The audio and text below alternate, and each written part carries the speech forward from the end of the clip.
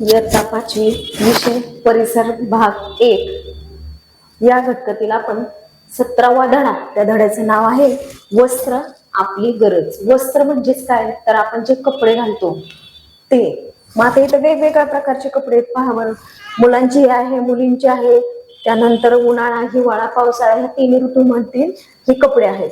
खालील चित्राचे नीट निरीक्षण करा. आपल्याला आवडलेले हवे असलेले कपडे निवडून त्याभोवती काय करायचे आपल्याला गोल करायचे. म्हणजे इथं खूप सारे व्हरायटी दिलेले, त्या कपड्यांमध्ये आपल्याला जे आवडतं त्या कपड्याच्या खालीच आपल्याला काय करायचे गोल करायचे किंवा त्या भोवतीने सुद्धा गोल केलं तरी चालतंय. तर अशा प्रकारे ही कपड्यांची व्हरायटी आहे, पाहायचे आणि गोल करायचे. तर कपड्यांची एकूण संख्या चौकटीत लिहा. आता जेवढे आपण त्यामधले चॉईस केले निवडलेले आहेत, मग किती आहेत? 10 आहेत, 5 आहे, 3 आहे किंवा 15 आहेत. तर ती संख्या कुठे लिहायची? त्या चौकटीमध्ये लिहायची. आपल्याला निवडलेल्या कपड्यांची संख्या तुमच्या मित्रांनी निवडलेल्या कपड्यांची संख्या जुळते का ते पहा. बघा, आपला जर मित्र असेल किंवा मैत्रीण असेल त्याची संख्या वेगळी येणार आणि आपली वेगळी येणार, कारण त्याची आवड वेगळी, आपली आवड वेगळी, म्हणजे त्या कपड्यांची संख्या सुद्धा काय येणार वेगवेगळी येणार. ती आपल्याला काय करायची लिहायची आहे. निवडलेले कपडे कोणत्या दिवशी घालणार आहात. आता आपण जे चॉईस केले निवडलेले आहेत कपडे, मग आपण ठरवतो ना मी सोमवारी हा ड्रेस घालणार किंवा हा रंगाचा कपडे घालणार. तर तसे आपण किती निवडले आणि कोणत्या दिवशी घालणार ते डिवायडेशन आपल्याला त्या कपड्यांचं करायचं आहे. दिवसातून किती वेळा कपडे बदलणार आहात. बघा, म्हणजे कपड्यांविषयी सांगितले की तुम्ही कपडे कोणत्या रंगाचे, कुठले कपडे आवडणार, त्यानंतर ते कोणत्या दिवशी घालणार आणि किती वेळा ते बदलणार आहेत ती पण संख्या येणार.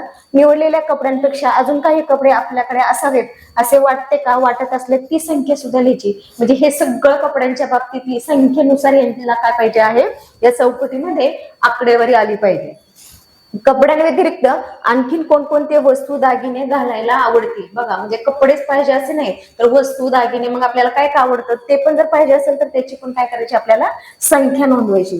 तुमचे कपडे तुम्ही मित्रांना घालण्यासाठी द्याल का? म्हणजे प्रश्न विचारला. बघा, आपल्याला जे कपडे आवडले ते आपण मित्रमैत्रिणींना देणार का?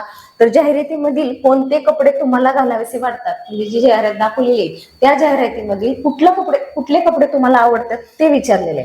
आणि आपल्याला अनेक प्रकारचे पोशाख म्हणजेच काय तर कपडे घालायला आवडतात आणि आपल्याकडे ते असावेत असेही आपल्याला वाटते. म्हणजे बघा, पिक्चर मध्ये, टीव्ही मध्ये आपण बघितलं एखाद्या मुलाच्या अंगावरती ड्रेस किंवा मुलीच्या, तर आपल्याला वाटतं की आपल्याकडे पण असा ड्रेस असायला हवा. तर तुमच्या आसपासच्या परिसरात म्हणजे रेल्वे स्टेशन, वीटभट्टी, बस स्थानक, माळरान इत्यादी ठिकाणी निवारा घेणाऱ्यांची भेट घ्या. म्हणजे रेल्वे स्टेशन, वीटभट्टी म्हणजे तिथले जे कामगार लोक, मुलं जे आहेत तिथं काय करायचे आपल्याला भेट द्यायची. म्हणजे तिथं जाऊन आपल्याला ऑब्झर्वेशन करायचे, निरीक्षण करायचे आणि तेही खालील मुद्द्याच्या आधारे निरीक्षण करून चर्चा करून तिथल्या लोकांशी ते वहीमध्ये काय करायचे आपल्याला ते पॉइंट्स नोंदवायचे आहेत. तर त्याच्याकडे असलेल्या एकूण कपड्यांची संख्या किती. बघा, त्या लोकांकडे गरिबी असती, कामगार लोक असतात, त्यांच्याकडे कपड्यांची संख्या किती कमी असते. उन्हाळ्यात कोणते कपडे घालतात ते, हिवाळ्यात कोणत्या प्रकारचे कपडे वापरतात, हे सर्व आपल्याला काय करायचे उत्तर द्यायची. पावसाळ्यात सण समारंभासाठी दिवसातून किती वेळा कपडे बदलतात हे सगळं आपल्याला काय करायचे वहीमध्ये नोंदवायचे, लिहायचं आहे. पुढे बघूया. मुलांनो, या प्रश्नांची उत्तरे मिळाल्यावर असे वाटेल की आपल्याला हव्याशा वाटणाऱ्या कपड्यांची संख्या किती आहे, जास्त आहे. म्हणजे तुलना जर केली, फरक जर बघितला तर त्या मानाने आपल्याला जे आपण निवडलेली कपडे आहेत त्यांची जी संख्या आहे ती आपल्याला काय वाटणार आहे, तुलनेने जास्त वाटणार आहे. गरज नसताना वस्तू हव्या आहेत असे वाटणे हा आपला काय आहे, हव्यास असतो. म्हणजेच आपली काय असते ती, तो छंद असतो की आपल्याला ते लागत पण नाही तरी पण आपल्याला वाटतं ही आवडती, ती आवडती, हे पण पाहिजे, ते पण पाहिजे असं वाटतं आपल्याला. आपण प्रसार माध्यमांद्वारे कपड्यांच्या विविध जाहिराती पाहतो आणि त्याकडे आकर्षित होतो. अशा प्रकारे वस्तूंबद्दल निर्माण होणारे आकर्षण आपल्या हव्यासामध्ये भर घालते. म्हणजे आपण वस्तू पण बघितले, जाहिराती बघितले की आपल्याला वाटतं चला आपल्या घरामध्ये हे नाहीये, हे आपण आणलं पाहिजे. म्हणजे आपली काय होती अजून वाढ, त्या आवडीमध्ये अजून भर पडत जाते. अजून एक पाहिजे, हे पाहिजे, ते पाहिजे, असं वाढत जाते आपली डिमांड. कपड्यांची गरज आणि हव्यास वर्गात काय करायची, चर्चा करायची. या टॉपिक वरती आपल्या वर्गामध्ये एकमेकांशी चर्चा करायची. रोहन आणि सानिया यांच्याकडे खूप कपडे आहेत. बघा, रोहन नावाचा एक मुलगा, सानिया नावाची एक मुलगी, त्या दोघांकडे पण खूप कपडे आहेत. त्यापैकी बऱ्याच कपड्यांचा ते वापर करत नाही. कपडे भरपूर पण त्यातले कमीच प्रमाण कपड्यांचं वापरण्याचं आहे. या कपड्यांचे आता काय करावे असा प्रश्न त्यांना पडला आहे. तुम्ही त्यांची समस्या सोडवण्यास मदत करा. बघा, आपल्या घरामध्ये पण हे रोजचं उदाहरण आहे. आपल्या घरामध्ये पण म्हणते मम्मी, आई वगैरे की एवढे कपडे घालत नाही, काय करणार या कपड्यांचं, ते कपडे घालून तरी फाड, असं म्हणत असतात. म्हणजेच इथं देखील तेच सांगितलंय रोहनच्या बाबतीमध्ये. त्यानंतर इथे एक चित्र आहे हातमाग, म्हणजे हे जे चित्र दिसतंय यामधला जो व्यक्ती आहे तो हातमाग, म्हणजे ह्या साहित्याचा उपयोग करून तो काय करत आहे, साडी विणत आहे. इथं जी बाई बसलेली आहे ती आहे सूत कातणे, म्हणजेच या चरकावून ती काय करत आहे, सूत म्हणजे धागा तयार करत आहे. तर तुमच्या परिसरात उपलब्ध असलेल्या वस्त्र निर्मितीच्या एका उद्योगाला काय करायचे, भेट द्यायचे. जर आपल्या आसपासच्या परिसरामध्ये असं जर वस्त्र उद्योग जर असेल तर तिथे जाऊन काय करायचे, आपल्याला भेट द्यायची, म्हणजे तिथं जायचंय स्वतः आपण आणि मुलाखत घ्यायची तिथल्या कामगारांची. म्हणजे ही व्यक्ती ही स्त्री जी आहे ही काम करते, मग हिची मुलाखत घ्यायची. काय घ्यायची, कारण ही जी सूत धागा जी तयार करते, सूत कातते, त्याविषयी ती डिटेलमध्ये आपल्याला काय सांगेल, माहिती सांगेल.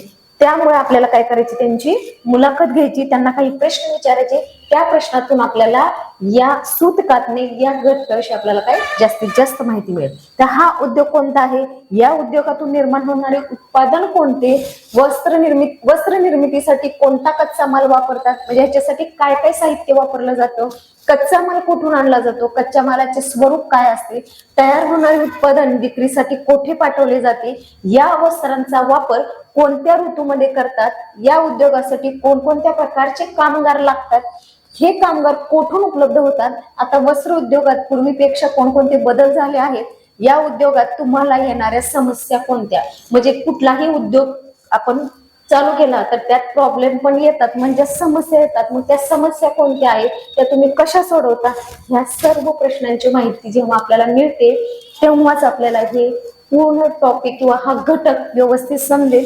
आपण वरील मुद्द्यांच्या आधारे वस्त्र उद्योगाची माहिती मिळवली. आता आपण काय करणार आहे, वस्त्र उद्योगची माहिती तर मिळवली, आता आपण काय करणार आहे, महाराष्ट्र राज्यातील वैशिष्ट्यपूर्ण वस्त्र निर्मितीची उदाहरणे पाहूया. पैठणी बघा, प्रत्येक ठिकाणी वेगवेगळं काहीतरी प्रसिद्ध असतं, त्या प्रसिद्ध असल्यामुळेच ते गाव ते शहर ओळखलं जातं. आता पैठणची काय असते, पैठणी म्हणजे साडीचा प्रकार आहे. येवल्याची साडी, बरोबर. औरंगाबादच्या हिमरू शाली, म्हणजेच औरंगाबाद मध्ये हिमरू येथील काय आहे प्रसिद्ध, शाली प्रसिद्ध आहे, जी आपण शाल घेतो ती. सोलापूरची काय आहे, चादर, म्हणजे प्रत्येक ठिकाणी काही काही वस्तू ज्या आहेत त्या प्रसिद्ध आहेत, त्यामुळे ते ठिकाण ते शहर प्रसिद्ध आहे. इचलकरंजीचे हातमाग व यंत्रमागावरील काय आहे, कापड इत्यादी जे वस्तू आहेत त्या त्या ठिकाणाचे प्रसिद्ध आहे. पुढील पृष्ठभागावरील नकाशाच्या आधारे हे आपल्या लक्षात येईल. आपल्याला माहित असलेल्या परंतु नकाशात न दाखवलेल्या वस्त्र उद्योग या नकाशाच्या सूचित लिहा व नकाशात योग्य ठिकाणी काय करायचं, आपल्याला ते दाखवायचं आहे. पुढे बघा, इथं महाराष्ट्र राज्याचा काय वस्त्र उद्योगाचा नकाशा दाखवला आहे आणि इथं दाखवलंय, आत्ताच आपण पाहिलेलं आहे की सोलापूरचे काय चादर प्रसिद्ध आहे. मग इथं दाखवलेलं आहे, आता इथे सिंबॉल म्हणजेच काय दाखवलेलं आहे, खुणा दाखवलेला. आपण मागच्या पाठामध्ये पाहिलेलं आहे की नकाशामध्ये खुणा चिन्ह, या चिन्हांवरून आपल्याला समजतं की हे चिन्ह कशाचं आहे, तर चादरीसाठी आहे. मग हे कुठं आहे, चादर कुठं प्रसिद्ध आहे, तर सोलापूर, म्हणजे ह्या नकाशामध्ये हे ठिकाण दाखवलेलं आहे. बघा, आता हिमरू शाल म्हणजे कलर कुठला दाखवलेला आहे, ग्रीन कलर, आणि चिन्ह कुठलं आहे तर बघा चौकोन, बरोबर, भौमितिक आकार घेतलेला आहे चौकोन, म्हणजे कुठं येते, औरंगाबाद येते. म्हणजे काय आहे मग औरंगाबाद येते, चौकोनीमध्ये हिरवा रंगाचं काय आहे, तर शाल, हिमरू शाल ही प्रसिद्ध आहे. अशा प्रकारे येवलामध्ये काय आहे, तर साडी इथं दाखवलेलं आहे. म्हणजे इथं ज्या या सूचीमध्ये जे चिन्ह, जी नावं आहेत तीच काय आहेत, या नकाशांमध्ये दाखवलेली आहेत. मग ते कोणत्या ठिकाणी कोणत्या दिशेला हे आपल्याला नकाशावरून सहज लक्षात येतं. बघा, इथं काही साड्यांचे व्हरायटी दाखवले, प्रकार दाखवलेले आहेत. तर प्रत्येक ठिकाणची वेगवेगळी साडी आहे. बघा, लखनवी चिकन, काश्मीरची सिल्क, बनारसी सिल्क, कडियल, पितांबरी, पोचपल्ली, नारायणपेठ, कांचीवरम, पटोला, म्हैसूर सिल्क असे साड्यांचे काय आहेत, अनेक प्रकार. म्हणजे ही जी नावं आपण पाहिलेली आहेत तर ही काय आहे, सर्व साड्यांचे प्रकार आहेत, व्हरायटी आहेत. देशाच्या वेगवेगळ्या भागातील या साड्या आपल्याकडे विविधता दाखवतात. म्हणजे हे खूप ठिकाणच्या साड्या ज्या आहेत निवडलेल्या त्या साड्या आहेत, त्यांचे प्रकार आहेत आणि ते इतर चित्रांमध्ये आणि त्यांचे त्या साड्यांना आपण काय म्हणतो ते देखील सांगितलं आहे. आता वस्त्रातील विविधता जाणून घेण्यासाठी पालकांबरोबर कापड बाजारात जाया म्हणजे आपल्याला वस्त्र, आता कापड काही काहींना कळत नाही की सुती कोणतं, टेरिकोट कोणतं, तर ह्याच्यासाठी हे आपल्याला स्वतः अनुभवायचे, आपल्याला माहिती घ्यायची कापडांविषयी, तर आपल्याला काय करावं लागेल, घरातल्या माणसांना मोठे जे आहेत त्यांच्यासोबत कुठे जावं लागेल, कापड बाजारात जावं लागेल. कारण भाजी मंडईत गेलं तर आपल्याला समजेल का कापडाविषयी नाही, म्हणजे त्या बाजारातच ती वस्तूंची आपल्याला काय माहिती, योग्य माहिती मिळेल. म्हणजेच कापडांची माहिती म्हणजे वस्त्र उद्योगाची जर माहिती पाहिजे असेल तर कापड बाजारात जावं लागेल आणि तेथे असलेल्या लोकांशी दिलेल्या मुद्द्याच्या आधारे काय करावं लागेल, चर्चा आणि चर्चा केलेली ती काय करावं लागेल, वहीमध्ये नोंदवावं लागेल. तर वस्त्रांचे विविध प्रकार पहा, त्यांच्या नावांची काय करायची, आपल्याला एक यादी बनवायची, लिस्ट बनवायची. तर इथं भारताचा नकाशा दिलेला आहे आणि या नकाशामध्ये इथं पण भागात सूची दिलेली आहे, आंतरराष्ट्रीय सीमा, राज्य सीमा, केंद्रशासित प्रदेश, त्यानंतर देशाची राजधानी. बघा राजधानीसाठी चिन्ह दिलेलं आहे, इथं शोधायची आपल्याला राजधानी कुठे, बघा नवी दिल्ली दिलेलं आहे चिन्ह आणि नाव पण दिलेलं आहे. अशा प्रकारे हा नकाशा वापरून आपण मित्रांसोबत किंवा मैत्रिणींसोबत हा एक खेळ सुद्धा खेळू शकतो की आपण त्याला एक नाव सांगायचं आणि नकाशामध्ये शोधायला लावायचे, मग कोण किती शोधतं, किती त्याला सापडतात, हे सुद्धा आपला एक खेळ म्हणून आणि अभ्यास म्हणून सुद्धा हा खेळ होतो. या यादीचे बाल, तरुण आणि वृद्ध अशा वयोगटानुसार वर्गीकरण करायचे. बाल म्हणजे लहान मुलं, त्यानंतर तरुण तर तरुणच, वृद्ध म्हणजेच म्हातारे वयस्कर, असे काय करायचे 3 टप्प्यांमध्ये वर्गीकरण करायचे. वस्त्रांपैकी साड्यांचे विविध प्रकार जाणून घ्या, म्हणजे साड्यांचे किती प्रकार आताच आपण पाहिलं, ते प्रकार सुद्धा जाणून घ्यायचे. साड्यांच्या निर्मितीचे प्रसिद्ध ठिकाण नोंदवा, म्हणजे कुठल्या कुठल्या ठिकाणी कोणकोणत्या प्रकारची साडी आहे प्रसिद्ध, ते सुद्धा आपल्याला ठिकाण नोंदवायचे. त्या ठिकाणाचं नाव, तुम्ही नोंदवलेल्या साड्याच्या नावांमधील ठिकाण प्रदेश लक्षात घेऊन त्यांची नोंद वरील नकाशात करा. म्हणजे आपल्याला जर समजलं की या ठिकाणी ही साडी आहे, तर ह्या साडीचं ठिकाण इथं ह्या नकाशांमध्ये आपण काय करायचे, नोंदवायचे. प्रदेशानुसार साड्यांच्या प्रकारात अनेक पर्याय दिसतात. यावरून असे लक्षात येईल की आताच्या स्थितीत आपल्याला वस्त्रांचे काय भेटतात, आपल्याला पाहायला की प्रकार भेटतात. हवामानाच्या विविधतेमुळे, वाहतुकीच्या सुविधांमुळे वस्त्रांमध्ये आपल्याला अनेक प्रकार उपलब्ध झाले आहेत. वस्त्रांमधील विविधता ही आपल्या देशाच्या विविधतेचा काय आहे, एक भाग आहे. तर इथं काही करून पाहायला सांगितलेलं आहे तुम्हाला की लहानपणी कोणकोणते कपडे वापरत होते, कोणते वापरत नव्हते, कोणता कलर होता, हे सगळ्यांची तुम्हाला काय करायची यादी बनवायची आहे. आता इथे काही चित्रांमध्ये वस्त्रांमध्ये काळानुसार झालेले बदल, म्हणजे पूर्वी जेव्हा माणूस होता तेव्हा तो काय घालायचा, नंतर काय बदल झालेला आहे बघा, त्यानंतर परत त्याच्यामध्ये अजून काय चेंजेस झालं, असं करत करत तो आता कोणते कपडे घालत आहे ते दाखवलेलं आहे. मानवाच्या उत्क्रांती दरम्यान त्यांच्या शरीरामध्ये अनेक बदल होत गेले. बघा बदल दिसतो का नाही, हा पूर्वीचा माणूस आणि हा माणूस याच्यामध्ये किती तफावत आहे, किती अंतर आहे, फरक आहे बघा. तर हा त्यापैकी एक बदल होय. शरीरावरील केसांचे आवरण कमी झाल्याने मानवाला ऋतू बदलापासून संरक्षणाची आवश्यकता भासू लागली आणि त्यातून वस्त्र ही गरज निर्माण झाली. मानवाने विविध काळात वापरलेल्या वस्त्रांमध्ये विविधता दिसून येते. आदिम काळात सुरुवातीला मानव वस्त्र वापरत नसे, म्हणजे पूर्वी मानव काय करत होता, वस्त्र वापरत नव्हता, तर झाडांची पाले ती काय करायचं, पानं गुंडाळायचं आपल्या शरीरात. आदिम काळात सुरुवातीला मानव वस्त्र वापरत नसे, त्यानंतर झाडांची साल, पाने वापरली जाऊ लागली. पुढे तो शिकार करून मारलेल्या जनावरांचं काय करायला लागला, तर ते कातडे तो वापरू लागला. कापसासारखा वनस्पतीपासून सूत तयार करण्याची कला अवगत झाल्यावर सुती कापडाचा काय झाला, वापर होऊ लागला. म्हणजेच कापड डायरेक्ट तयार होतं का, नाही, तर कापूस ती जी वनस्पती आहे त्या कापसापासून काय करायला लागले, त्यांनी सूत तयार केले आणि त्या सुतापासून त्यांनी काय केलं, तयार वस्त्र म्हणजेच कापड तयार केलं आणि त्याच कापडांचा उपयोग करून आपण काय करत आहेत, आता कपडे घालत आहेत. अशा प्रकारे हा बदल होत गेलेला आहे. तर निसर्गाने प्रत्येकाची गरज भागेल एवढे दिले आहे, परंतु निसर्ग माणसाचा हव्यास मात्र पूर्ण करू शकत नाही. मनुष्याने आपल्या गरजांना प्राधान्य दिलं पाहिजे, तरच निसर्ग आपल्या सर्वांचा काय करू शकते, सांभाळ करू शकेल. आता मुंबई हे कापड गिरण्यांसाठी जगातील प्रसिद्ध ठिकाण आहे. बघा प्रश्न विचारला जातो रिकाम्या जागांमध्ये की डॅश डॅश हे कापड गिरण्यांसाठी जगातील प्रसिद्ध ठिकाण आहे, तर कोणतं ठिकाण आहे, तर मुंबई हे. तर या बेटावर दमट हवामानामुळे लांब धाग्याचे कापड तयार करणे सुलभ होते. म्हणजे बघा, कापड तयार करण्यासाठी सुद्धा हवामान पाहिजे. तर कुठलं? दमट. म्हणजेच मुंबई शहरामध्ये कुठलं हवामान आहे? तर दमट प्रकारचं हवामान आहे. त्यामुळे मुंबई हे कापड उद्योगाचे मोठे केंद्र बनले आहे. कापड उद्योगाच्या भरभराटीमुळे भारताच्या विविध प्रदेशातून रोजगारासाठी येऊन या ठिकाणी लोक स्थायिक झाले. म्हणजे वेगवेगळ्या ठिकाणाहून लोक कामासाठी मुंबई शहरामध्ये येऊन काय झाले? स्थायिक. म्हणजे तिथंच ते राहतात, तिथंच ते व्यवसाय करतात. तेव्हापासून मुंबई हे भारतातील आर्थिक घडामोडीचे काय बनलेलं आहे? महत्वाचं केंद्र बनले आहे. तर हवामानातील बदलानुसार वेगवेगळ्या प्रदेशात वापरण्यात येणाऱ्या कपड्यांमध्ये बदल होतात. जम्मू काश्मीर, राजस्थान, महाराष्ट्र व केरळ या राज्यात वापरल्या जाणाऱ्या पोशाखांची चित्रे मिळवा. म्हणजे प्रत्येक देशामध्ये वेगवेगळा पोशाख असतो, पेहराव वेगवेगळा असतो. त्याची आपल्याला काय करायची? चित्र मिळवायची, चित्रगोळा एकत्र करायची. त्या आधारित तेथील हवामानाविषयी काय करायची? चर्चा. म्हणजे पोशाख वेगळा, हवामान वेगळं, राहणीमान वेगळं, खाणं पिणं वेगळं. प्रत्येक देशाचं प्रत्येकांचं वेगवेगळं असतं, एकसारखं नसतं. तर या धड्यात आपण काय शिकलो? की वस्तूंची गरज नसताना त्या हव्याशा वाटणे याला हव्यास असे म्हणतात.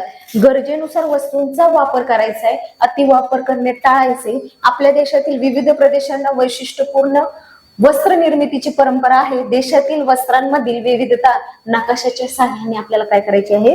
ती समजून घ्यायची.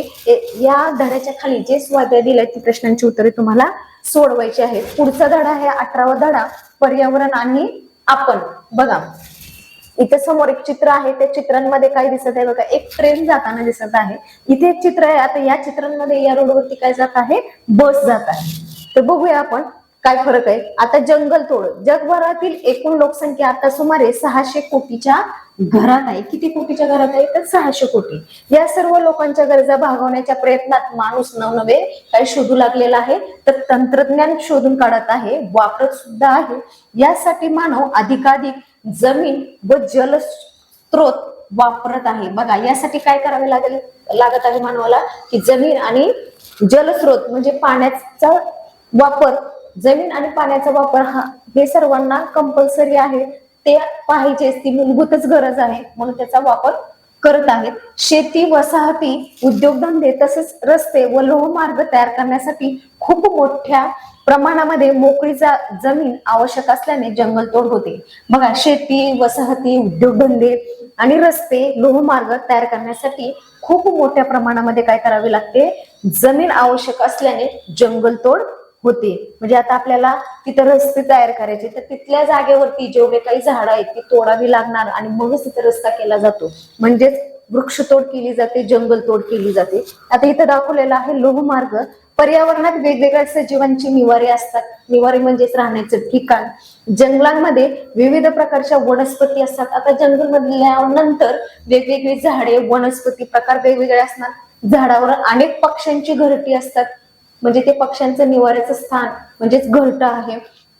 अस्वल, हरिण, माकड, हत्ती, वाघ यासारखे प्राणी जंगलांमध्ये राहतात. म्हणजेच घनदाट जंगल अनेक प्राण्यांचा काय झालेला आहे? तो निवारा असतो.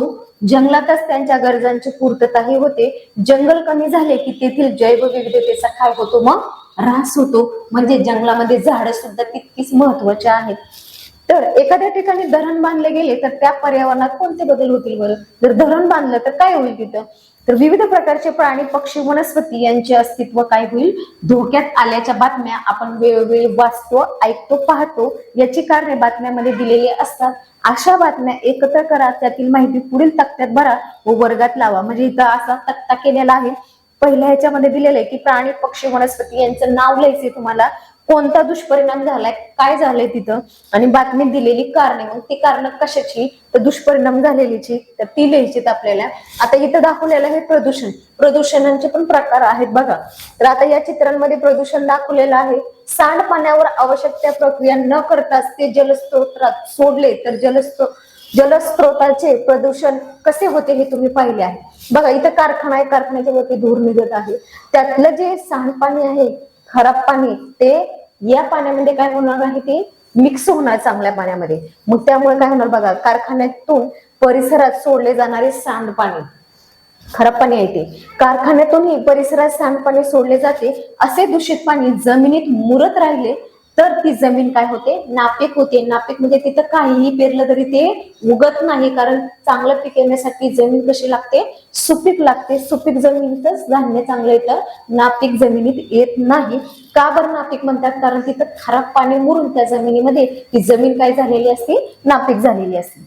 कारखान्यातून जलस्रोतात सोडले जाणारे पाणी, बघा शेतीसाठी मोठ्या प्रमाणावरती रासायनिक खते आणि कीटकनाशके वापरली जातात, कारण त्या धान्याला कीड लागू नये म्हणून शेतकरी काय करतो, रासायनिक खतांचा वापर करतो, कीटकनाशक फवारणी करतो.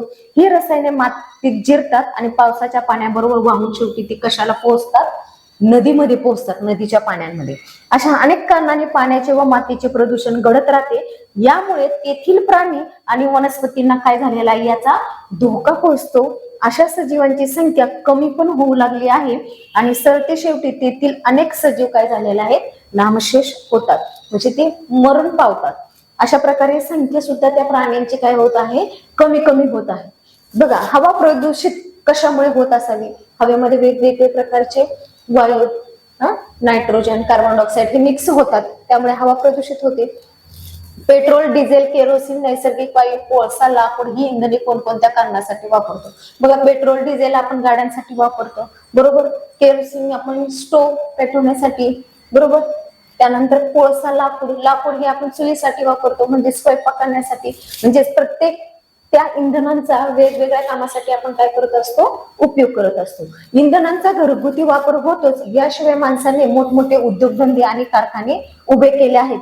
या कारणांमुळे इंधनांचा वापर मोठ्या प्रमाणावरती काय झालेला आहे, होऊ लागलेला आहे. आता या चित्रांमध्ये बघा, कारखान्याच्या धुरांड्यापासून बाहेर पडणारे विषारी वायू, बघा या धुरातून आपल्याला काय दिसत आहे, विषारी वायू बाहेर पडताना दिसत आहे. त्यामुळे स्मेल दिसतो, म्हणजेच वास येतो. त्यामुळे इथे या चित्रांमध्ये दोन जे लेडीज म्हणजे स्त्री आहेत, त्यांनी काय केलेलं आहे, आपल्या नाकाला रुमाल लावलेला आहे. एकीकडे इंधनाच्या ज्वलनातून कार्बन डायऑक्साईड, बघा कोणता वायू, तर कार्बन डायऑक्साईड प्रचंड प्रमाणावर हवेमध्ये मिसळतो, तर दुसरीकडे प्रचंड प्रमाणावर जंगलाचा काय होत चाललेला आहे, ऱ्हास होत चाललेला आहे.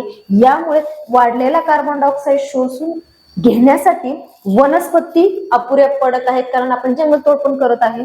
परिणामी हवेतील कार्बन डायऑक्साईडचे प्रमाण सतत वाढत आहे. वातावरणातील कार्बन डायऑक्साईडचे प्रमाण वाढले की तापमान ही काय होत आहे, या ठिकाणी वाढत आहे. अशी तापमानात वाढ जगाच्या सर्व भागामध्ये काय होते, दिसून येते. असं नाही की याच ठिकाणी तापमान वाढलं, प्रत्येक ठिकाणी तापमान वाढलेलं दिसून येतं. याशिवाय इंधनाच्या ज्वलनातून काही विषारी वायू तसेच मोठ्या प्रमाणावरती काय निघतो, धूर निर्माण होतो. त्याचबरोबर धंद्यातूनही हवेत काही विषारी वायू मिसळतात.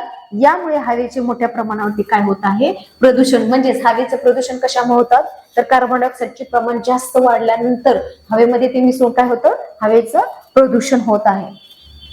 पर्यावरण संतुलन राखण्याची गरज का आहे, का बरं संतुलन राखलं पाहिजे पर्यावरणामध्ये, तर मानवाच्या निसर्गातील हस्तक्षेपामुळे हवा, जमीन, पाणी अशा सर्व ठिकाणी मोठे बदल घडून येत आहेत. तसेच या अजैविक घटकांचे प्रदूषण होत आहे. परिणामी जैविक घटकांचे अस्तित्व धोक्यात आले आहे, तर काही जैविक घटक नष्टही झालेले आहेत. पर्यावरणाच्या एका घटकात बिघाड झाला तर त्याचा इतर घटकाशी असलेल्या संबंधावर परिणाम होऊन जैविक पर्यावरणाचा समतोल बिघडतो.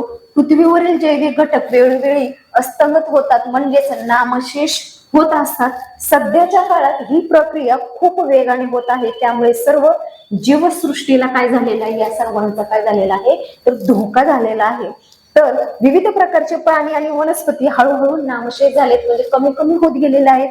अनेक अन्नसाखळ्यांमधील कड्या सुद्धा काय झालेल्या आहेत, नष्ट झालेल्या आहेत. त्यांचा परिणाम पृथ्वीवरील सर्व सृष्टीवर होईल आणि निसर्गातील पर्यावरणाचा समतोल कोलमडल्याशिवाय राहणार नाही, असे अनेक शास्त्रज्ञांचं काय आहे, या बाबतीतलं हे मत आहे.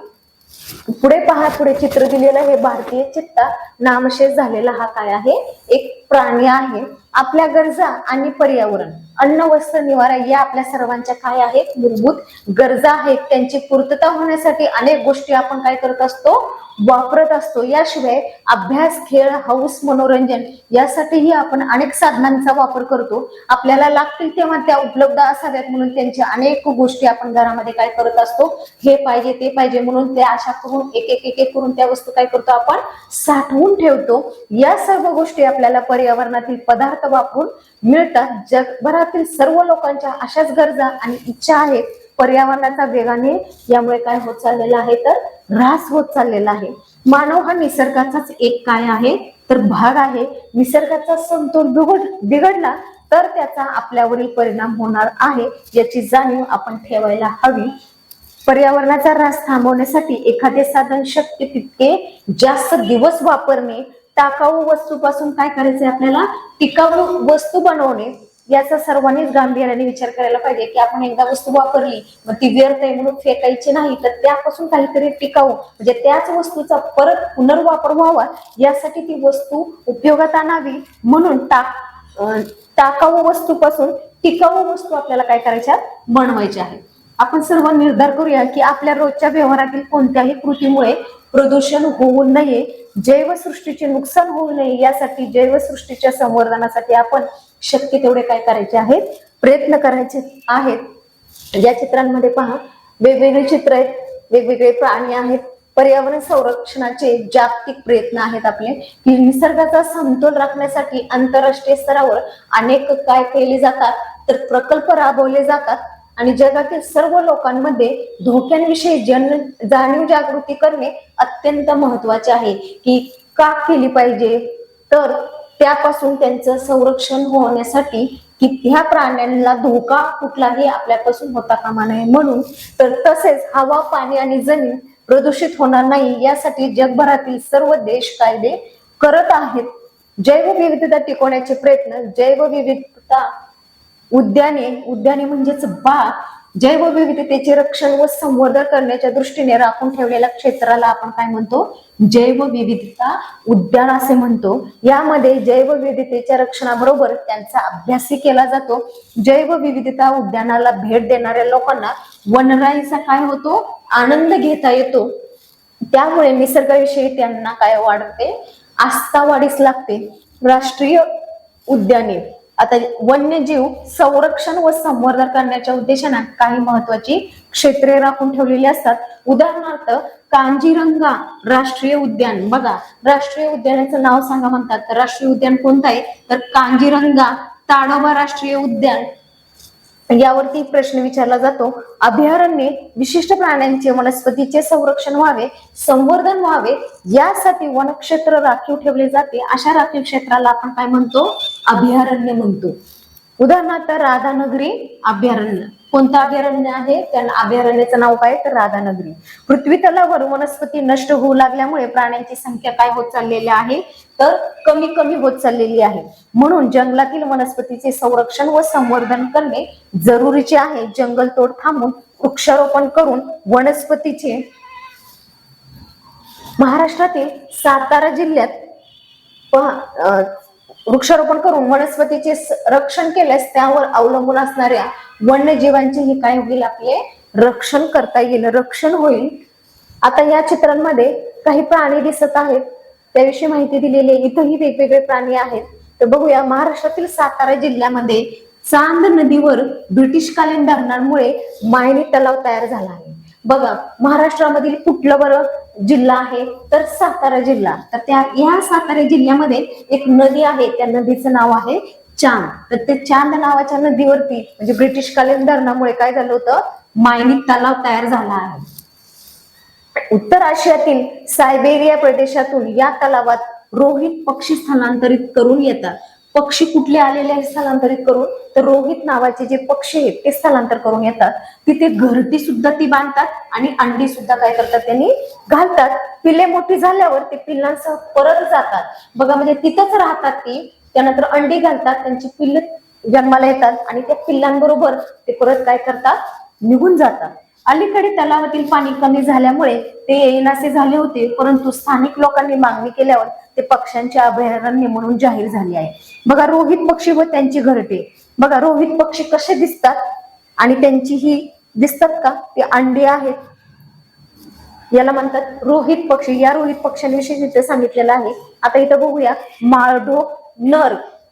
सोलापूर जिल्ह्यातील नानज येथे माळढोक पक्षाचे अभयारण्य. म्हणजे हा रोहित पक्षी, या रोहित पक्षाची सातारा जिल्ह्यांमध्ये सगळी माहिती मिळेल ते तिथला आहे तो. आणि हा माळढोक नर जो आहे हा पक्षी कुठे आहे तर सोलापूर जिल्ह्यामध्ये नानज येथे माळठो पक्ष्याचे काय आहे तिथे अभयारण्य आहे. हे मोठे वजनदार पक्षी त्यांच्या डौलदार चालीबद्दल प्रसिद्ध आहे. म्हणजे यांची जी चाल आहे, चालण्याची जी पद्धत आहे, त्यामुळे हा पक्षी काय आहे प्रसिद्ध आहे. गवताळ प्रदेशातील माळरानावर अधिवास असणारे हे पक्षी काय खातात बरं, तर कीटक खातात. मांसासाठी व अंड्यांसाठी त्यांची शिकार केल्यामुळे त्यांची संख्या घटत चालली आहे, म्हणजे कमी कमी होत चाललेली आहे. महाराष्ट्र शासनाने नानजचे क्षेत्र माळढोक अभयारण्य म्हणून रक्षित केले आहे. याच माळरानात हरणे देखील आढळतात. म्हणजे या अभयारण्यामध्ये आणखीन एक कुठला प्राणी आढळतो, तर हरणे आढळतात तिथे. आता माळढोक मादी व हरणे, मादी पण आहे इथं आणि हरणे सुद्धा आहे. पुणे अहमदनगर रस्त्यावर पुण्यापासून सुमारे किती किलोमीटर, तर 50 किलोमीटर अंतरावर असलेले मोराची चिंचोली हे गाव मोरासाठी काय आहे प्रसिद्ध आहे. म्हणजे इथं भरपूर प्रमाणामध्ये तुम्हाला काय मिळतील पाहायला मोर मिळतील. कुठे, तर मोराची चिंचोली येते.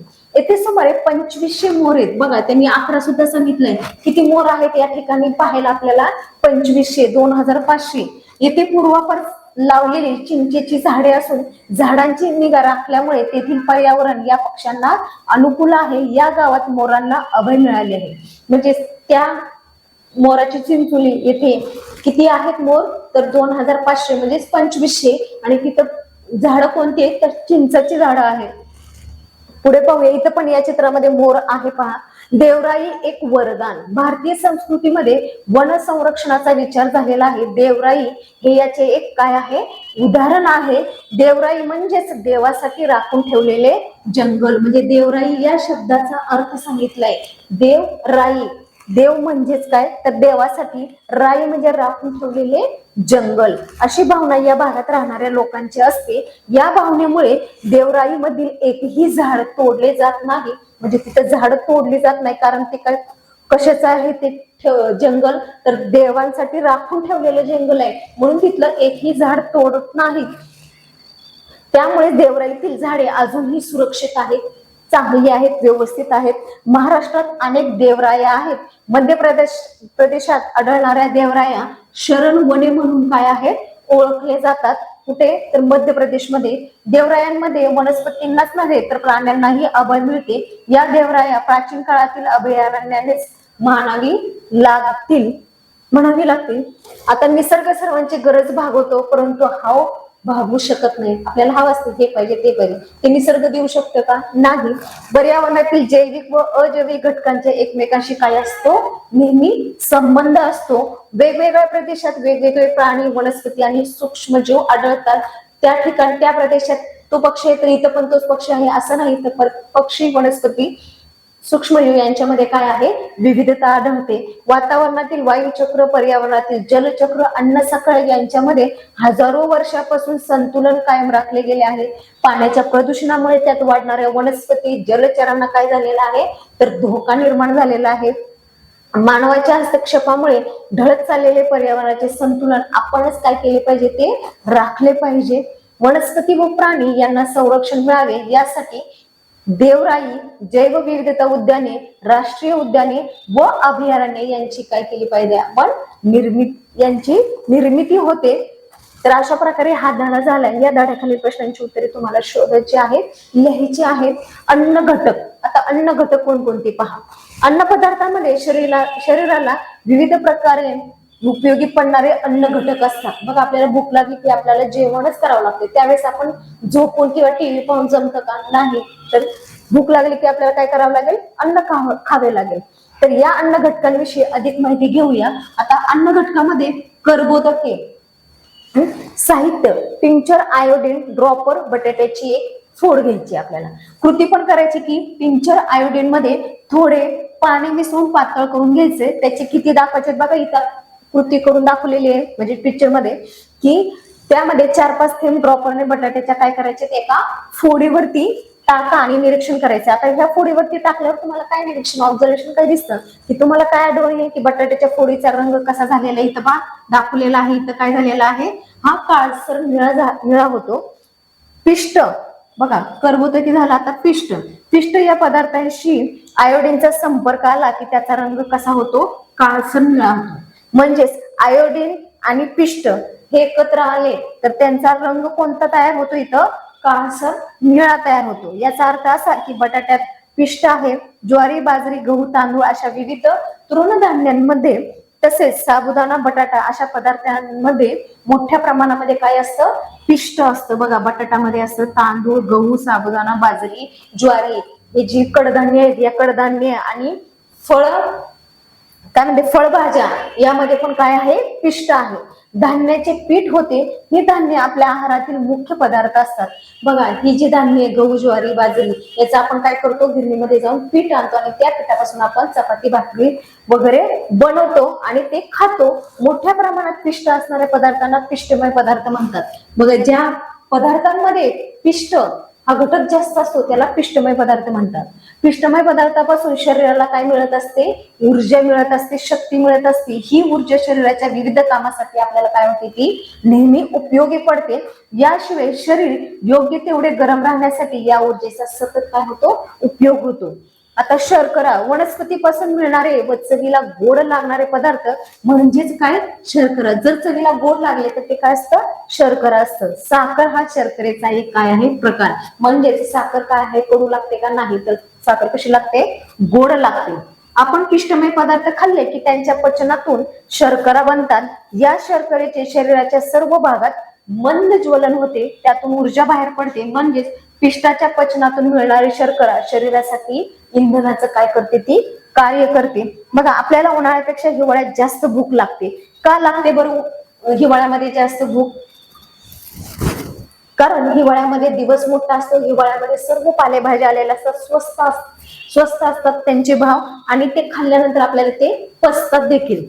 खाद्यपदार्थाला गोड चव आणण्यासाठी आपण कशाचा वापर करतो, म्हणजे काय करतो की ते गोड लागण्यासाठी आपण जे अन्न पदार्थ कच्चे खातो त्यापैकी गोड लागणारे कोणते? बघा आंबा पिकल्यानंतर गोड लागतो आणि एखादी तो आंब्याचाच प्रकार असतो की ती कैरी असताना काही कैऱ्या आंबट लागतात, काही कैऱ्या गोड लागतात. आता शर्करा म्हणजेच गोड, ऊस कसा असतो, गोड असतो.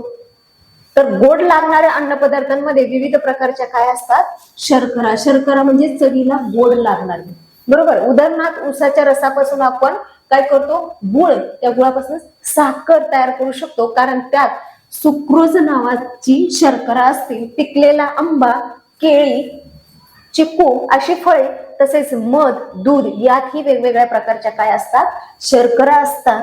त्यांच्यापासूनही शरीराला काय मिळते, ऊर्जा. काय मिळते, ऊर्जा म्हणजे शक्ती मिळते. इथे दाखवले चित्रांमध्ये की आंबे, केळी, चिक्कू, बरोबर. आता साहित्य बघा, बारीक चाळणी, गिरणीतून दळून आणलेले पीठ. म्हणजे साहित्य काय काय लागतं, तर एक बारीक चाळणं लागेल आणि गिरणीतून दळून आणलेले पीठ. मग कृती करून बघायचे की चाळणीतून पीठ चाळून घ्यायचंय आपल्याला. मग काय घडून आढळून आले तर बरेचसे पीठ चाळणीतून खाली पडते, परंतु काही मोठे कण चाळणीवर राहतात. म्हणजे चोथा राहतो तो त्या चाळणीतून गाळला जात नाही. तंतुमय पदार्थ, आता गहू, ज्वारी असे धान्य बारीक दळून आणले तरी ते एकसारखे बारीक होत नाही. हे पीठ चाळून पाहिले असता चाळणीवर चाळ शिल्लक राहतो. चाळणीवर राहिलेले हे कण त्या धान्याच्या कोंड्याच्या असतात. म्हणजेच कोंडा असतो तो कोंडा हा तंतुमय पदार्थ आहे. बघा तंतुमय पदार्थ कोणते म्हणून पण प्रश्न विचारला जातो, तर कोंडा हा तंतुमय पदार्थ आहे. अन्न मार्गात तंतुमय पदार्थाचा वेगळा उपयोग असतो. खाल्लेल्या अन्न मार्गातून पुढे पुढे सरकत असते. तंतुमय पदार्थामुळे ते योग्य त्या गतीने पुढे सरकते. न पचलेल्या अन्नाचा भाग शरीराला निरुपयोगी असतो. या निरुपयोगी भागापासून विष्ठा तयार होण्यासाठी तंतुमय पदार्थाचा उपयोग होतो. तंतुमय पदार्थांना काय म्हणतात, चोथा असेही म्हणतात. बघा आपण म्हणतो ना गव्हाचा चोथा, गव्हाचा कोंडा, म्हणजे आपल्याला जे पीठ पाहिजे तेच आपण घेतो आणि वरचा चोथा काय करतो, फेकून देत असतो. तर काही भाज्या पण दाखवलेल्या आहेत. बघा फळांच्या साली व भाज्यांच्या शिरा तसेच साली, पालेभाज्या, धान्य, कडधान्य हे सर्व काय आहेत, तंतुमय पदार्थ आहे. म्हणजे ह्या भाज्या, कडधान्य ह्यामध्ये काय असतं की तंतुमय पदार्थ असतात. आहारात पुरेसे तंतुमय पदार्थ नसले तर बद्धकोष्ठतेसारखा काय होतं, आपल्याला त्रास होऊ शकतो. कारण आपण पालेभाज्या हिरव्या आणि कडधान्य जर नाही खाल्ले तर. आतापर्यंत आपण अन्न पदार्थांमध्ये असणारे 3 प्रकारचे पदार्थ पाहिले.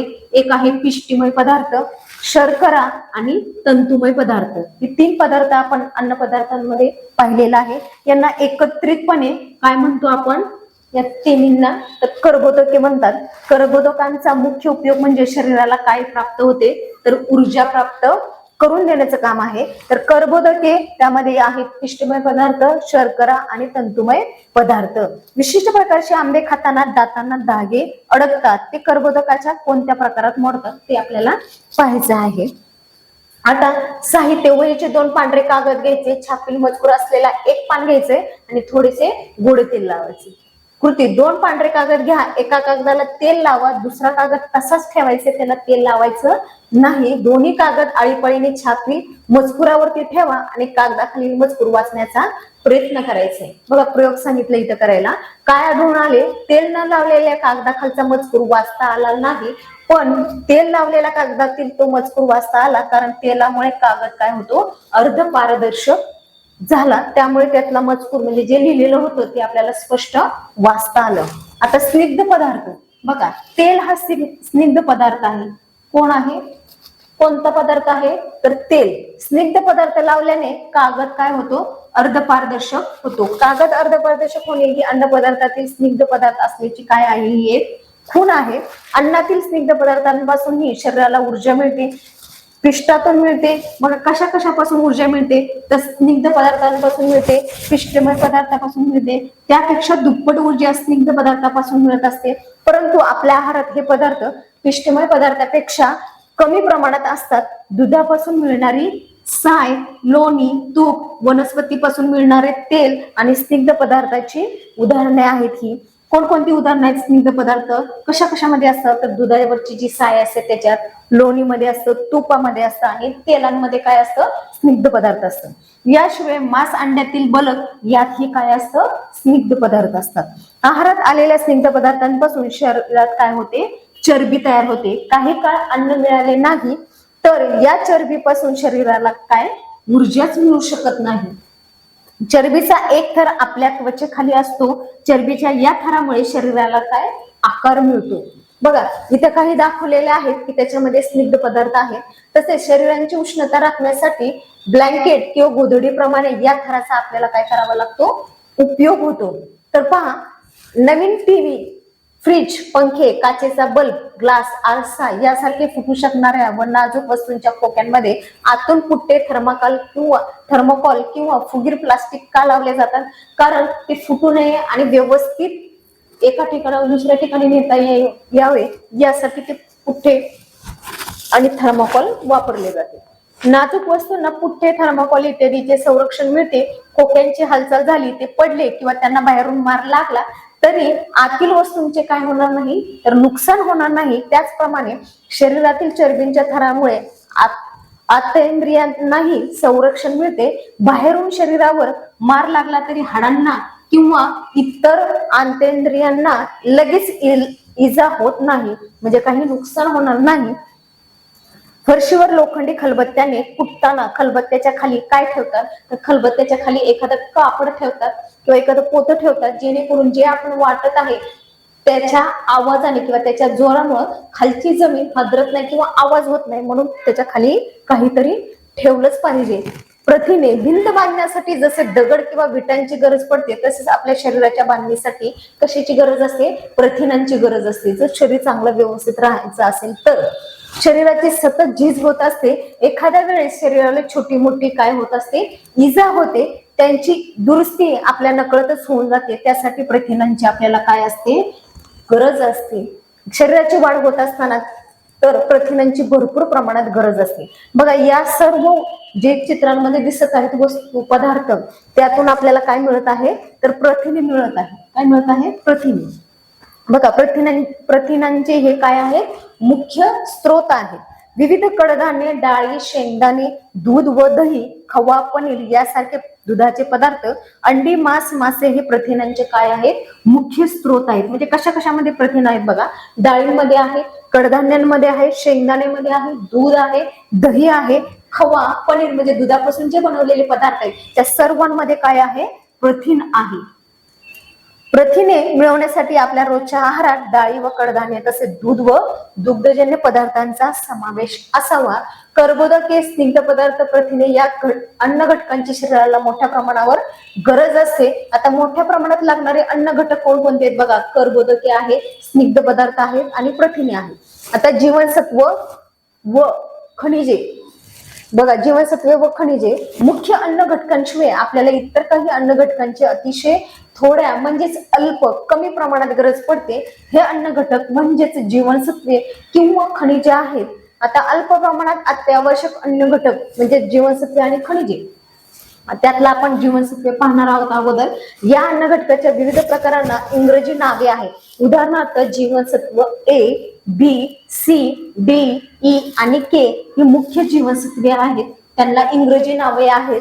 या जीवनसत्वांची अल्प प्रमाणात म्हणजे कमी प्रमाणात आवश्यकता असली तरी त्यांच्या अभावामुळे गंभीर स्वरूपाचे दोष किंवा विकार म्हणजे आजारी आपण पडतो. उदाहरणार्थ ए जीवनसत्वाच्या सततच्या अभावामुळे रात आंधळेपणा येऊ शकतो, म्हणजेच आपल्याला दिसण्याची जी दृष्टी आहे ती कमजोर होती, कमी दिसतं, लांबचंही दिसत नाही, दिवसाही दिसत नाही. म्हणजेच रात आंधळेपणा कशामुळे जाणवतो की शरीरामध्ये ए जीवनसत्वाची कमतरता असल्यामुळे. तर डी जीवनसत्वाच्या सततच्या अभावामुळे हाडे कमकुवत व ठिसूळ होतात. म्हणजे डी विटॅमिन सुद्धा आपल्याला गरजेचं आहे. जर शरीरामध्ये डी विटॅमिन जर नसेल, जीवनसत्व नसेल तर काय होतात, आपले हाडे मजबूत नसतात, ती ठिसूळ होतात, कमकुवत होतात.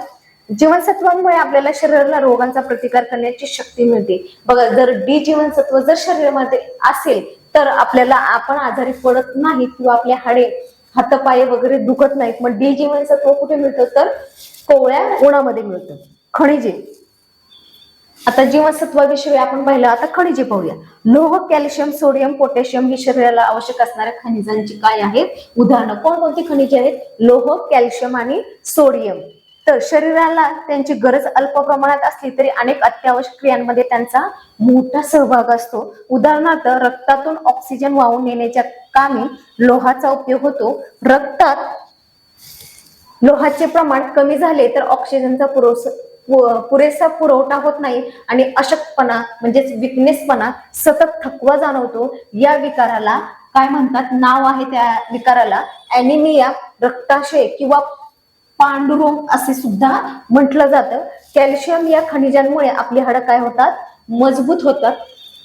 आता मोड आलेले हे मूग आहे, म्हणजे मूग हे काय आहे, कडधान्य आहे, त्याला मोड आहे. मटकीला सुद्धा मोड आलेली असते, ते कडधान्य आहे. विविध फळे, फळभाज्या, पालेभाज्या, मोड आलेली कडधान्य तसेच त्यांच्या साली आणि धान्याचा कोंडा हे जीवनसत्व व खनिजांचे काय आहेत, हे मुख्य स्रोत आहेत. म्हणूनच शक्य तितकी फळे ही साली सकट खायला पाहिजेत. पिठातील कोंडा चाळून फेकू नये, त्याचाही काहीतरी उपयोग करून एखादा पदार्थ म्हणून तो आपल्या शरीरात गेला पाहिजे, म्हणून तोही खाल्ला पाहिजे. मध्यान्ह भोजनात दिले जाणारे अन्न कोणते असतं, म्हणजे मध्यान्हानंतर आपण काय जेवतो ते सांगायचं आपल्याला.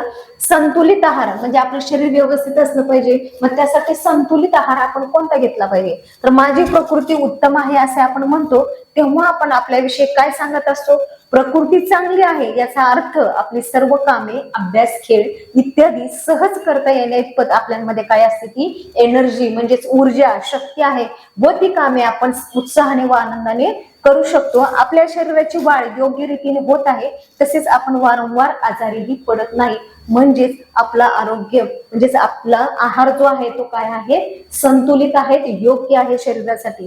आपली प्रकृती उत्तम राहावी असे सर्वांनाच वाटते. अशी परिस्थिती राहण्यासाठी कर्बोदके, प्रथिने, स्निग्ध पदार्थ, जीवनसत्वे आणि खनिजे या सर्वांचा शरीराला योग्य तेवढा पुरवठा होणे गरजेचे असते. सर्व अन्न घटकांचा योग्य तेवढा पुरवठा करणाऱ्या आहारालाच आपण काय म्हणतो, संतुलित आहार. म्हणजेच आहारांमध्ये कोणकोणते घटक पाहिजे तर कर्बोदके पाहिजेत, प्रथिने पाहिजे, स्निग्ध पदार्थ पाहिजे, जीवनसत्व पाहिजे, त्यानंतर खनिजे सुद्धा आपल्याला जेवणांमध्ये पाहिजे. तेव्हाच आपला तो काय होतो, संतुलित आहार आणि आपण निरोगी राहतो.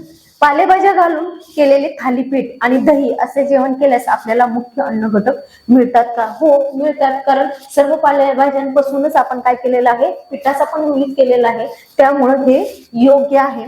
भेळ तयार करण्यासाठी वापरलेल्या विविध अन्न पदार्थापासून कोणते अन्न घटक मिळतात? म्हणजे भेळ तयार करताना आपण कोणकोणत्या वस्तू घेतो, कोणकोणते पदार्थ घेतो आणि त्यापासून आपण भेळ बनवतो, मग त्यातून आपल्याला अन्न घटक कोणकोणते मिळतात शरीराला, असं विचारलेलं आहे. अन्न, आता ऊर्जादायी अन्न घटक, शरीर बांधणीचे अन्न घटक आणि रोग प्रतिकार व इतर क्रियांसाठी अल्प प्रमाणात आवश्यक अन्न घटक. बघा, ऊर्जादायी अन्न घटकांमध्ये काय आहे, तर कर्बोदके आणि स्निग्ध पदार्थ आहे. आता शरीर बांधणीच्या अन्न घटकांमध्ये काय आहे, फक्त प्रथिने आहे. रोग प्रतिकार व इतर क्रियांसाठी अल्प प्रमाणात आवश्यक अन्न घटक कोणकोणते आहे, तर जीवनसत्वे आणि खनिजे आहेत. पुढे बघूयात, आपल्या आहारातील प्रत्येक खाद्यपदार्थातून आपल्याला एकापेक्षा अधिक अन्न घटक मिळत असतात. उदाहरणार्थ, गुडदाणे किंवा चिक्की, शेंगदाण्यांपासून प्रथिने, स्निग्ध पदार्थ, कर्बोदके आणि गुळांपासून काय मिळत आहे, शर्करा आणि लोह. बघा, केळ्यामध्ये काय असतं, शर्करा, काही खनिजे आणि तंतुमय पदार्थ असतात. उकडलेली जी अंडी असतात त्याच्यामध्ये प्रथिने असतात, स्निग्ध पदार्थ असतात आणि काही जीवनसत्व व खनिजे असतात. अन्न घटकांचे सर्व प्रकार मिळण्यासाठी आहारात काय असले पाहिजे, विविधता असणे गरजेचे आहे. म्हणजे रोज रोज तेच अन्न खाल्ल्यानंतर आपल्याला हे जे जीवनसत्व, खनिजे जे आवश्यक आहे ती मिळतील का, नाही. म्हणजे आहारामध्ये काय पाहिजे, विविधता, म्हणजे वेगवेगळं अन्न खाल्लं पाहिजे. पोषण आणि कुपोषण. बघा, पोषण आणि कुपोषण, शरीराचे नीट पोषण होण्यासाठी आहारात सर्व अन्न घटक पुरेशा व योग्य प्रमाणात मिळणे आवश्यक असते. एखाद्या व्यक्तीच्या आहारात काही अन्न घटकांची सतत कमतरता राहिली तर तिचे नीट पोषण होत नाही. ती व्यक्ती काय म्हणून ओळखली जाते, तर ती व्यक्ती कुपोषित म्हणून ओळखली जाते. आणि कुपोषणामुळे व्यक्तींच्या आरोग्यावर काय होत असतात, गंभीर परिणाम होत असतात. कुपोषित जर बालक असेल तर ते सतत आजारी असतं. उदाहरणार्थ, कर्बोदके व प्रथिने पुरेशा प्रमाणात मिळाली नाही तर शरीराची वाढ काय होते, खुंटते. म्हणजे त्याची हाईट वाढत नाही, उंची वाढत नाही. माणसाला सतत थकवा वाटतो. अभ्यासात, तसे खेळात व इतर कामात उत्साह वाटत नाही. म्हणजे एनर्जी नसते, उत्साह नसतं, सतत कंटाळा येतो. एखाद्या जीवनसत्वाच्या किंवा खनिजांच्या अभावामुळे काही विशिष्ट काय होऊ शकतात, आजार सुद्धा होऊ शकतात. आहाराविषयी काही गैरसमजुतीही असतात. काहींना वाटते दूध, तूप, सुकामेवा, गोडाचे पदार्थ, तेलकट पदार्थ, चॉकलेट, केक, बिस्किट खूप खाऊन धष्टपुष्ट झालेले मूल सदृढ असते. परंतु केवळ आवडेल तेच खाल्ले आणि सर्व अन्न घटक शरीराला मिळाले नाही तर व्यक्ती काय असते, कुपोषित असतात. आपण म्हणतो एक ग्लास दूध, फळे, भाज्या, कडधान्ये खा, भरपूर प्रमाणात खा तर तू व्यवस्थित राहशील. तर नाही, प्रत्येक घटकाचं, पदार्थाचं काय असतं आपल्या शरीरामध्ये प्रमाण ठरलेलं असतं. तेवढ्या प्रमाणातच जर ते आपण खाल्लं तर आपलं शरीर काय राहतं, व्यवस्थित राहतं, आपल्याला कुठला आजार होत नाही. बघा, बाजारातील प्रलोभन दाखवणारे आकर्षक व चटपटीत तयार पदार्थ खाण्यापेक्षा संतुलित आहार मिळेल असे पदार्थ तयार करून खायचे. म्हणजे बाहेरचे रेडीमेड असलेले पदार्थ खाऊ नये, त्यात मिक्स केलेलं असतं. तर घरात जेवढे होईल तेवढे पदार्थ बनवणे आणि घरातीलच पदार्थ खाणे महत्वाचे आहे. कर्बोदकापासून शरीराला काय मिळत असते, ऊर्जा मिळत असते. शरीराच्या वाढीसाठी, झीज भरून काढण्यासाठी प्रथिनांची आवश्यकता असते. स्निग्ध पदार्थापासून शरीराला काय मिळत असते, तर ऊर्जा मिळत असते. बघा, कर्बोदकापासून पण ऊर्जा मिळते, स्निग्ध पदार्थांपासून सुद्धा काय मिळते, शरीराला ऊर्जा मिळते. खनिजे आणि जीवनसत्वांची शरीराला कमी प्रमाणात गरज असली तरी त्यांच्या अभावामुळे आजार होऊ शकतात. जर त्यांचं शरीरामध्ये खनिजे आणि जीवनसत्वाची जर कमतरता असेल तर आपण काय पडणार, आजारी पडणार. फळे व फळांच्या साली, भाज्या, धान्य व कडधान्ये हे सर्व काय आहे, तंतुमय पदार्थाचं काय आहे, हे स्रोत आहे. आहारातील प्रत्येक खाद्यपदार्थातून आपल्याला एकापेक्षा अधिक अन्न घटक मिळत असतात. सर्व अन्न घटक योग्य प्रमाणात मिळाले नाही तर ते काय असतं, ती व्यक्ती किंवा ते मूल कुपोषित म्हणून ओळखलं जात आहे आणि त्याचा परिणाम आपल्या शरीरावर होतो. आणि या धड्याखालचे प्रश्न तुम्ही काय करायचे, उत्तर शोधायचे आहेत. आता पुढचा धडा आहे आपले भावनिक जग. बघा, इथे काही चित्र दिसतात. प्रत्येक जण काही ना काही त्या चित्रांमध्ये करताना कृती दिसत आहे. सकाळी उठल्यापासून रात्री झोपण्यापर्यंत तुमचं वागणं कसं आहे, वर्तमानपत्रातील नैसर्गिक आपत्तींची चित्रे पाहायची, वर्तमानपत्रातील क्रिकेटच्या सामन्यांविषयी बातम्या बघायच्या,